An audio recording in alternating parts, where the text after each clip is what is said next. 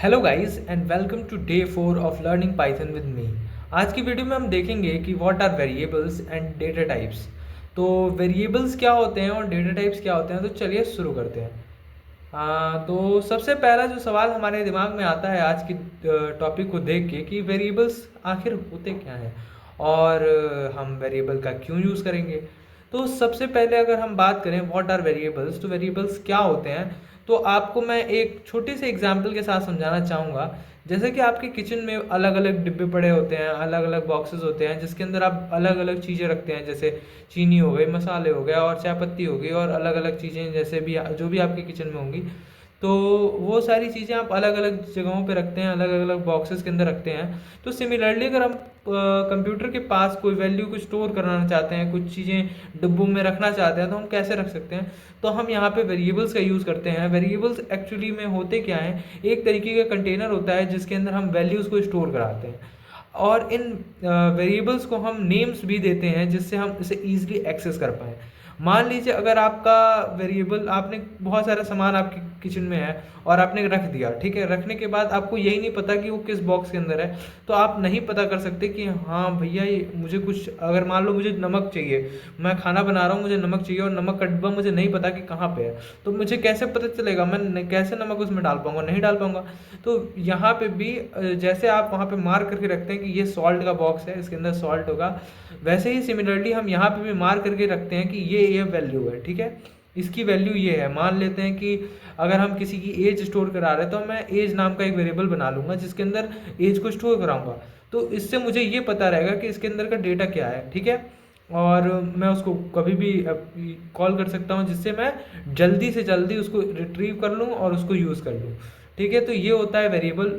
और अगर आपको प्रॉपर डेफिनेशन चाहिए तो variables are the containers use to store different type of data in it.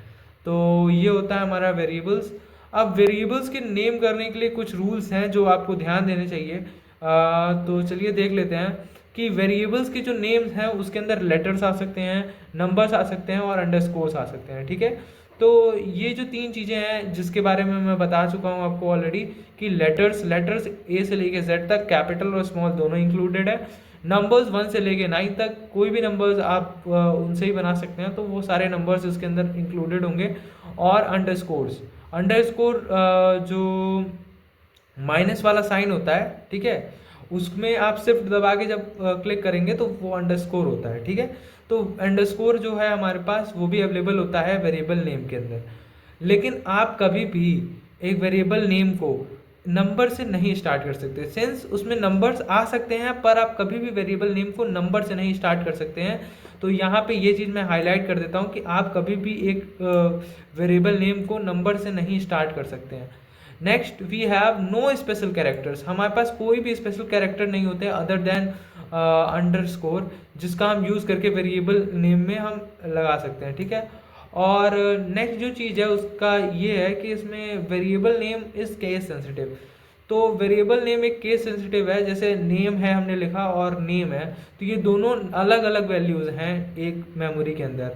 और एक बात और मैं बता देना चाहता हूँ कि जो हमारा वैल्यूज़ हैं वो आखिर बनेंगी कहाँ, तो वो हमारी मेन मेमोरी जो रैम होती है उसके अंदर ही बनती हैं। ये सारा जो कंटेनर, जो हमने बात की कि कंटेनर होते हैं वेरिएबल्स, और वो कहाँ, तो अच्छा कंटेनर्स कहाँ पे आएंगे, जहाँ पे जगह होगी वहीं पे तो आएंगे। तो जगह कहाँ है हमारे पास, रैम के अंदर है जगह, उसके अंदर वो स्टोर हो जाएंगे। उसके अंदर एक वैल्यू, एक कंटेनर टाइप का बन जाएगा, उसके अंदर हम वैल्यूज़ को स्टोर करा सकते हैं और उसको हम जब भी चाहें तो एक्सेस कर सकते हैं, ठीक है। तो ये होता है हमारा मेन वेरिएबल, ठीक। फिर आज हम देखते हैं नेक्स्ट टॉपिक जो है हमारा, वो है डेटा टाइप्स। तो पाइथन के अंदर कुछ इनबिल्ट डेटा टाइप्स होते हैं। कॉमनली यूज डेटा टाइप जो है हमारे पास वो है integers, float, string and Boolean. तो ये 4 डेटा टाइप्स होते हैं हमारे पास पाइथन के अंदर। बेसिकली हम लोग इन्हीं का ज़्यादातर यूज़ करेंगे। बाकी जो इससे भी ज़्यादा कुछ डेटा टाइप्स और हैं जिनके बारे में हम पढ़ेंगे, जो डिराइव्ड डेटा टाइप्स में आते हैं, जैसे लिस्ट हो गया, टपल हो गया और डिक्शनरी हो गया एंड लिंक लिस्ट हो गया। ये सारे बहुत सारे एडवांस डेटा टाइप्स हैं जो इन्हीं फंडामेंटल डेटा टाइप से ही बने हुए हैं।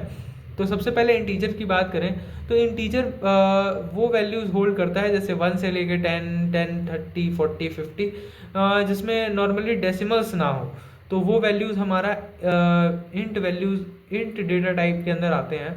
और अगर हम कोई भी वैल्यू स्टोर करना चाहते हैं जिसके अंदर पॉइंट भी हो और हम उसे स्टोर करा सकें, तो वो हमारे इंटीजर्स डेटा टाइप में आते हैं।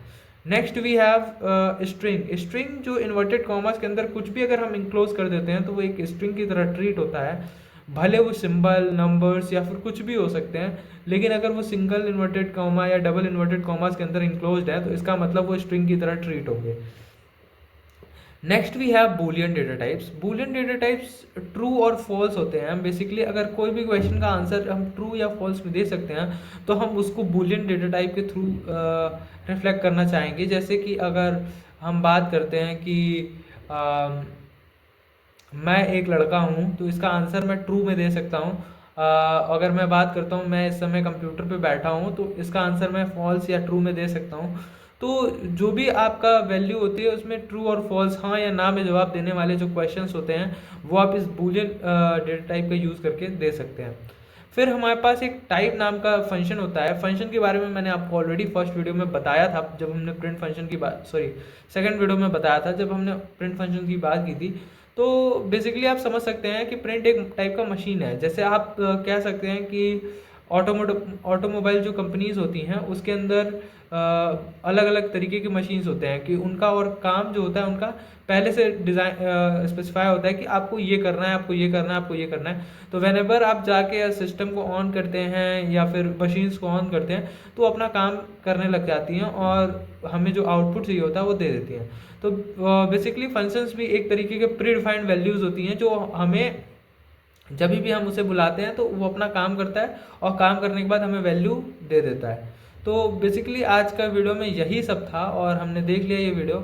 अगर आपको इसका प्रैक्टिकल वीडियो चाहिए तो फिर मैं आपको ये कमेंट कर दीजिएगा, मैं आपको एक प्रैक्टिकल वीडियो भी इसका दे दूंगा। फ़िलहाल के लिए मेरे पास टाइम नहीं था तो मैंने इसको नॉर्मली एक रीडमी फाइल में रीड करके बता दिया कि क्या क्या वैल्यूज़ आज हम देने वाले थे। ठीक है, तो थैंक यू एंड आप भी ग्रो करिए, मैं भी ग्रो करता हूँ and thank you for watching. और वीडियो अच्छी लग रही हो तो लाइक कर दीजिए और अगर आप फॉलो करना चाहते हैं तो कमेंट्स में लिख दीजिए starting day 4।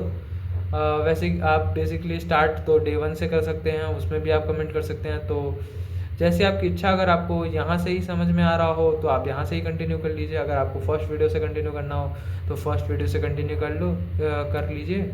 And thank you for watching.